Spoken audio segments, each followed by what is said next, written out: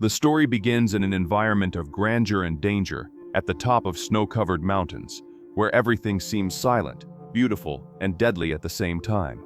Amid gigantic peaks and frozen walls, Sasha and Tommy are seen preparing for another climb, like two partners accustomed to challenging nature in its most hostile state. There is an intimacy between them, built over time, made of small jokes, complicit glances, and that typical trust of those who have already shared many extreme situations.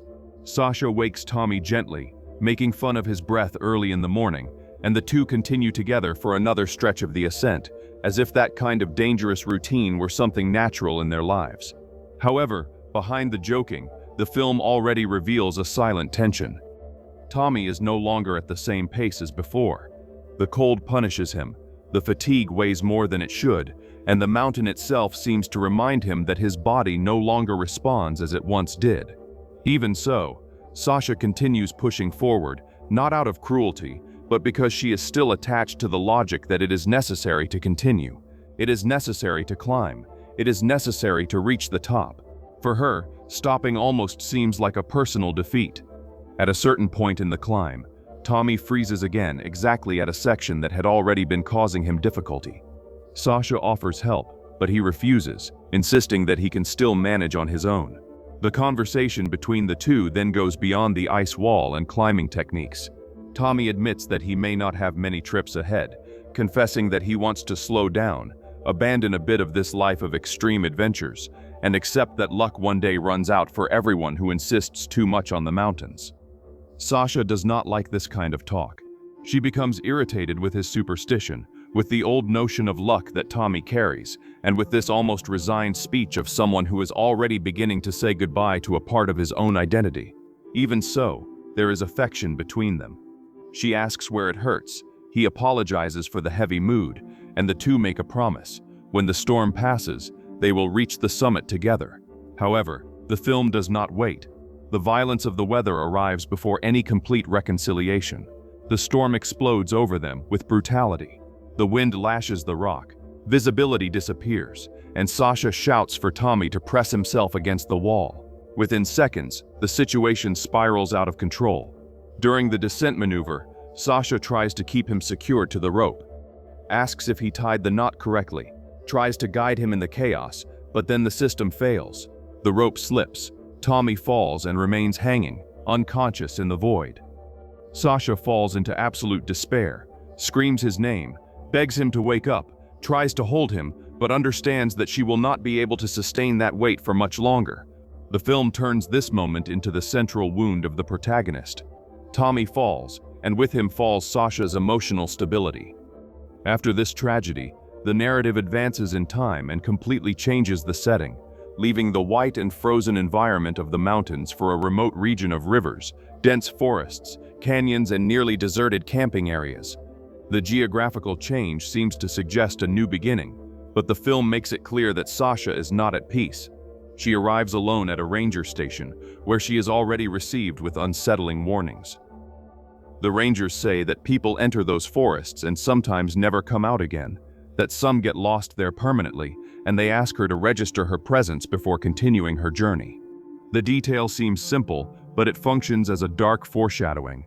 Sasha, however, moves forward, like someone who does not want to be dissuaded from anything. In a nearby store, she buys supplies and draws the attention of the locals. Some men behave invasively, push, offer to guide her, and mix rudeness with a kind of forced friendliness that immediately causes discomfort. Mel, the clerk, intervenes and drives them away, and soon after a seemingly polite man apologizes for their behavior. Sasha rejects the need to be protected. She makes it clear that she can take care of herself.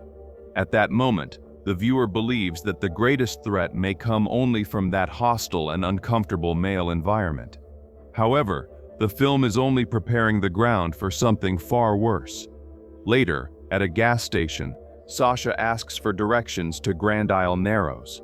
The answers vary between the easy and the difficult path, but the recent acquaintance suggests another route, indicating Blackstone Bay, a more hidden camping spot by the water, surrounded by dense nature and severe trails. He warns that the canyon can be brutal and that most people make that journey in pairs. Sasha listens, but ignores the advice. The narrative reinforces here an important trait of the character. She does not want company, does not want to depend on anyone, and does not want to appear fragile. There is evident pride in this autonomy, but also something more painful behind it, as if walking alone were a form of silent punishment or an attempt to prove something to herself after what happened with Tommy. She follows along rivers surrounded by forest-covered mountains, sets up her tent in the middle of the woods, and spends the night restless, looking at her phone, unable to fully relax.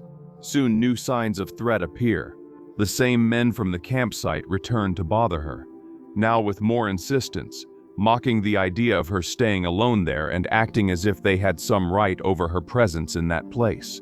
Sasha responds firmly, but the discomfort remains. Even without explicit violence at that moment, the film builds a constant sense of vulnerability.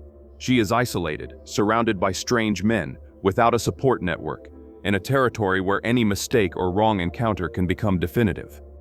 The next morning, nature also seems to act against her. Sasha wakes up and finds a snake sliding over her belongings, which already causes an immediate startle. Amid the confusion, she realizes that part of her equipment is missing, including food and her phone. The detail is fundamental because it shows that someone was there during the night, observing her closely, touching her things, choosing what to take, and making it clear that her space has already been violated. Even so, she continues, rowing through misty waters and advancing into increasingly isolated regions. Sasha penetrates deeper into a territory that seems to swallow any sign of organized human life.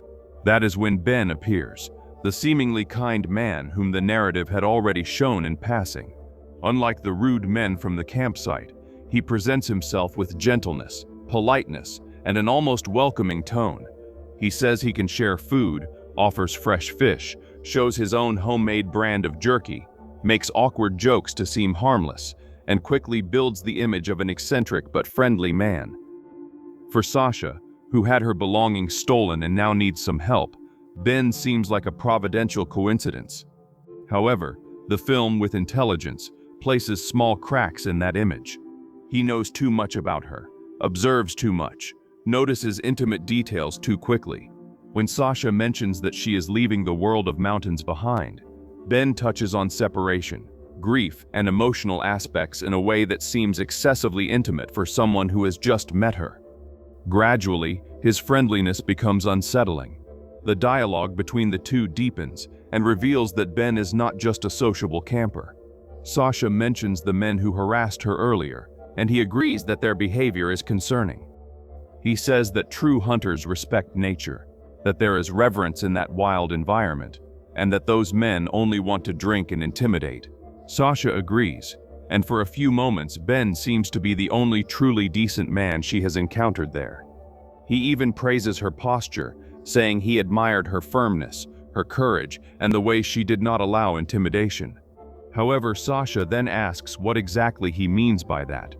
At that moment, the conversation completely changes tone. Ben admits that he was at the campsite observing her. He says he watched her because he thought a woman alone might need help. What he says may superficially seem like concern, but the way he says it is invasive, calculated, and strange. He calls Sasha special, compares her to his mother, and shows a disturbing fixation. She immediately loses her appetite, distances herself, and says she is leaving. Then Ben reveals what is really happening. He took her belongings, he has her phone, and more than that, he wants to play a hunting game. With total coldness, he gives Sasha a chance to run. She has until the end of a song to escape. From that moment on, the film abandons any appearance of a simple nature thriller and transforms into a deeply disturbing, intimate, and ritualistic pursuit. Sasha runs into the woods in real panic. She crosses dense vegetation, falls, stumbles, tears her skin on branches, forces her way through thick bushes, and runs like someone who understands that she is not facing an eccentric man, but a predator who has already decided her fate. Ben does not chase her like an uncontrolled aggressor. That is one of the most frightening aspects of the character. He behaves like someone experienced in this, almost calm, as if the hunt were a carefully rehearsed practice and not a sudden impulse. Sasha tries to use the terrain to her advantage, but the environment only adds new risks. At a certain moment, she plunges with the kayak over a large waterfall. She is dragged by the rapids, almost drowns, and only manages to cling to rocks and crawl to the shore with the little strength she still has. Soaked, injured, and trembling, she checks her phone, but the device is completely useless due to the water. That is, she is without communication, without a clear direction, and without knowing how close Ben really is. The narrative intensifies the desperation by using the landscape itself as an extension of that desperation. The water, the rocks, the cliffs, and the mud are not just scenery, they are agents of exhaustion. Each obstacle physically breaks Sasha down, even before Ben reaches her again. The escape continues through narrow passages between rocks, natural stone corridors, and uneven terrain that requires improvised climbing. Sasha climbs through tight crevices, reaches the edge of cliffs, examines the valley below in search of a safe route, and sees in the distance a river and a small boat that could represent hope. However, the threat never remains distant for long. In a rock opening, she needs to hide pressed against the stone while Ben appears at the entrance, observing the darkness like a hunter examining the den of a wounded animal. He does not find her at that moment, and Sasha runs again, but the film has already established something essential. Ben knows that territory with absolute intimacy.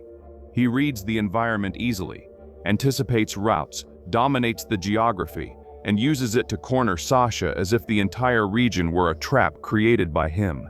At another moment, a strange song plays in the distance, which makes the pursuit even more insane, because it suggests that Ben does not see this as simple violence.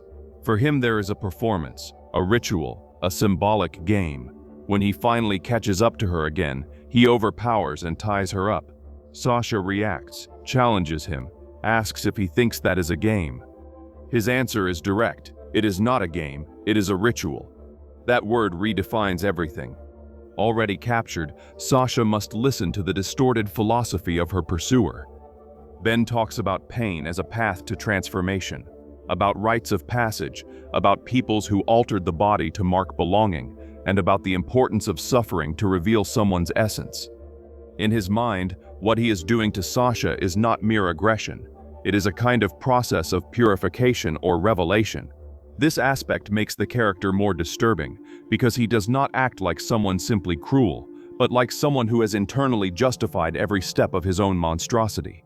At the same time, Ben shows that he knows Sasha's life deeply. He found her name in the ranger registry and investigated the accident related to Troll Wall, confronting her directly about Tommy. He asks about the funeral, about the cremation, about the ashes, about what happened afterward. He perceives where it hurts and insists precisely there. The horror then ceases to be only physical. Ben forces her to face the guilt she carries. The film reveals that Sasha's pursuit is not only external, she is also fleeing from the memory of that day on the mountain, from the doubt about whether Tommy was still alive when he fell, and from the guilt for having insisted so much that they continue. Then the narrative dives into an even darker part, when Ben takes Sasha to an underground area. They cross dark water in a cave, and use rope equipment to descend into an immense void beneath the earth, a kind of abyss that functions as the secret heart of the horror. There, Ben reveals more of his mindset, talking about native tribes that consumed the liver of their prey to capture their spirits, stating that what matters is to find a soul worth taking. He mentions previous victims, such as the Carters, saying that they did not react the way Sasha reacts. For him, this makes her different, worthy of special attention. That place is not a simple hideout. It is the sanctuary of a serial killer. There are bodies, traces, human remains, concrete signs that Ben has been repeating that practice for a long time, using the vast isolation of the park as perfect cover to make people disappear and feed the myth that wild animals or natural accidents are responsible. Even in the face of this horror, Sasha tries to use words as a weapon. At a certain point, she suggests that someone deeply hurt Ben in the past, that terrible things were done to him, and that perhaps that is where his emotional distortion comes from. It is a desperate attempt to access some remnant of humanity in him, to find a crack that might slow him down or distract him. For a few moments it seems to work. Ben falls silent, absorbs her words, and reveals that her speech touched a painful region of his mind. However, the opening soon reveals something far more macabre. Sasha asks about the photograph beside his bed, and that triggers the memory of his mother.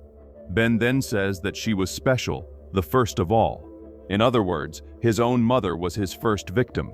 This revelation greatly increases the weight of the character, because it shows that he mixed affection, abandonment, trauma, and murder into a sick logic of permanent possession. For Ben, killing is a way of preventing loss. If someone is special, he must preserve them forever. By promising to keep Sasha with him as well, the film makes it clear that his violence is not only sadistic, but marked by a pathological need for retention and absolute control. Sasha calls him sick, degenerate, and his fury returns with full force. Then he wraps Sasha in a firm embrace, declaring that he also intends to keep her by his side. In a desperate act of resistance, Sasha bites his ear hard, drawing a sharp cry of pain. Ben recoils and falls backward, still trying to pull her by the rope, but she reacts quickly and throws herself into the river, being followed by him shortly after. The current intensifies violently, dragging both toward a dangerous waterfall. Ben loses consciousness while his rope gets caught on a branch, preventing him from being carried further. Sasha struggles to free herself, but realizes she will not manage alone and then dives again into the water to release the rope that holds him. While trying to disentangle herself from the bindings, Ben regains consciousness. She tries to attack him, but he manages to overpower her and begins to strangle her with increasing force, causing her vision to blur and darken gradually. At the last moment, he abruptly releases her. Taking advantage of the opportunity, Sasha grabs a stone and strikes his leg, breaking it with violent impact. In response, he hits her brutally, breaking her nose. He screams in intense pain, holding the injured leg, while Sasha groans, pressing her bleeding nose. Ben tears the fabric around the wound, crying as he realizes the severity of the exposed fracture. Night slowly settles around them.